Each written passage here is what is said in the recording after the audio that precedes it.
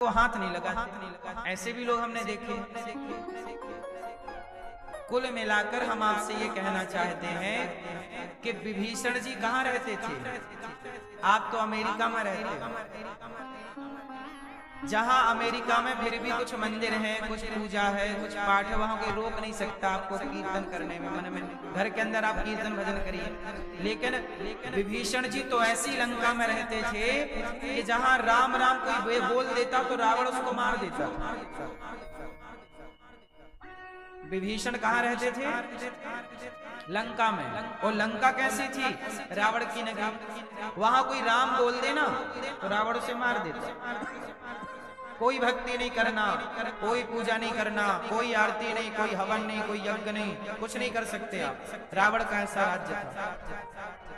लेकिन उस रावण की लंका में भी चुपके चुपके भजन किया कि नहीं विभीषण जी? और रावण की बुराई का एक प्रभाव विभीषण पर नहीं पड़ा। रावण कितना बुरा था। रावण औरतों को चुरा चुरा के ले आता, स्त्रियों को चुरा चुरा के ले आता। उसी लंका में विभीषण थे।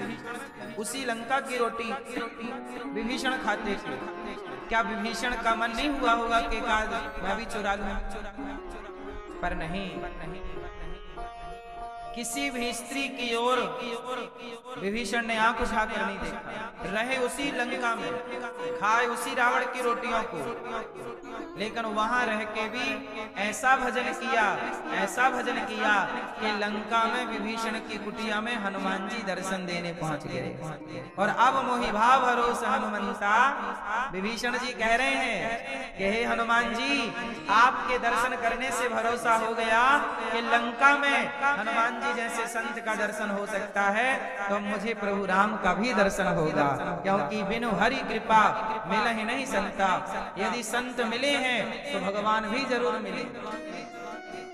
जिनको भगवान मिलने होते हैं उनको संत मिल जाते हैं।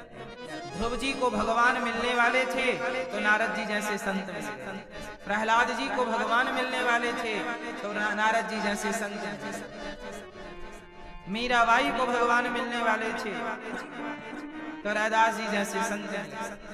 कोई भी इतिहास उठाइएगा, जिसको भगवान मिलने वाले होंगे उसे पहले भगवान कोई संत से मिलवाएंगे।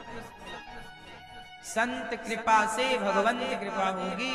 अब मोहि भाव भरोसे हनुमंता, बिनु हरि कृपा मिले ही नहीं संता। हे हनुमान जी, इस भरी लंका में पापियों के बीच में आप, हनुमान जी गए ना सीता माँ की खोज करने, तो सीता माँ की खोज करते करते हनुमान जी कहाँ पहुंच गए? विभीषण की कुटिया। और विभीषण लंका में रहते पर जागते कितने बजे? 4 बजे। 4 बजे जागते और जागते क्या बोलते? राम राम ते ही सुमिरन कीन्हा, हृदय हर्ष कपि सज्जन छीन्हा।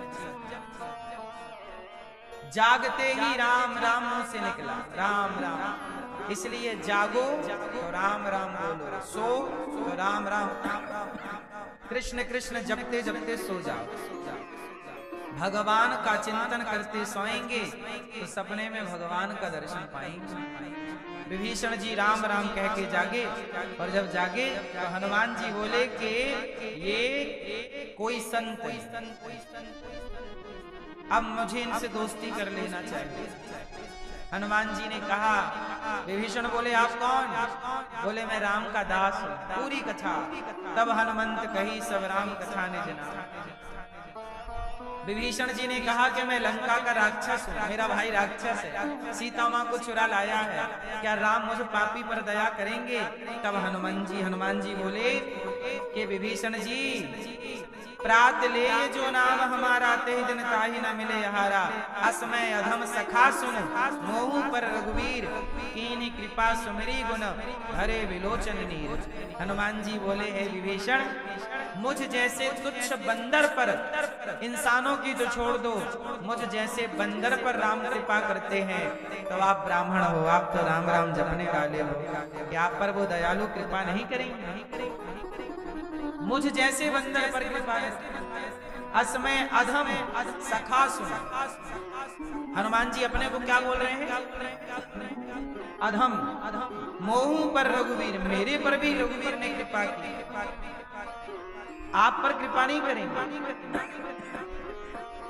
जरूर कृपा करेंगे। इसलिए मेरी माँ, भगवान बड़े दयालु हैं।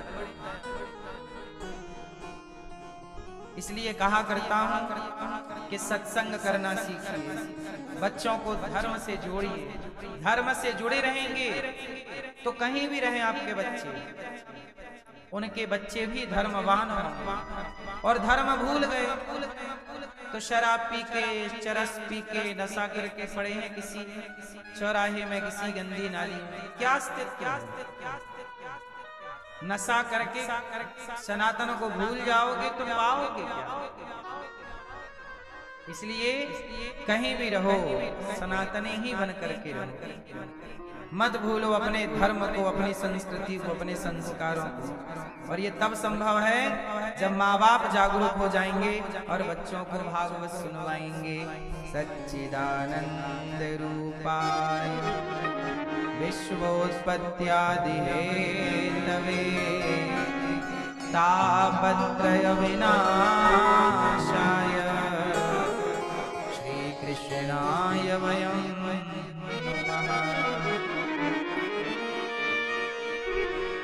सच्चिदानंद रूपाय विश्वोत्पत्त्यादि हेतवे।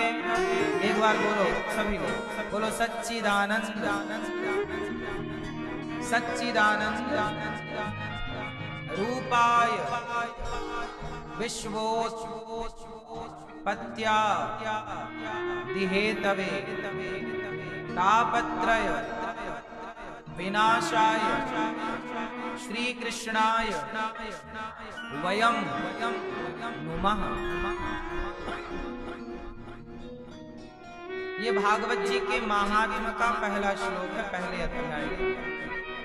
सच्चिदानंद रूपाय, भगवान कैसे हैं पहले ये जानना बहुत आवश्यक है।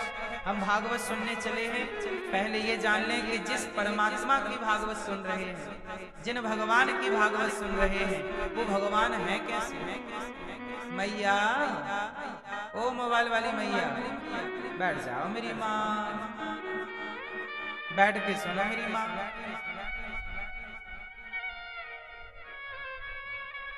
मैया, आवाज आ रही है? भगवान कैसे हैं? मैया बताओ भगवान कैसे हैं? कैसे हैं मेरी माँ? कैसे हैं भगवान? भगवान का स्वभाव कैसा है? भगवान का स्वभाव बहुत दयालु है, दयावान है। शबरी के जूठे बेर खाते हैं, विदुरानी के छिलके खाते हैं, सुदामा के कच्चे चिवड़ा खाते हैं, चावल। और भक्तों के भाव से जो भक्त खवा दें प्रेम से, वो ग्रहण करते हैं। तो भगवान का स्वभाव कैसा है? सबको मिल जाते हैं।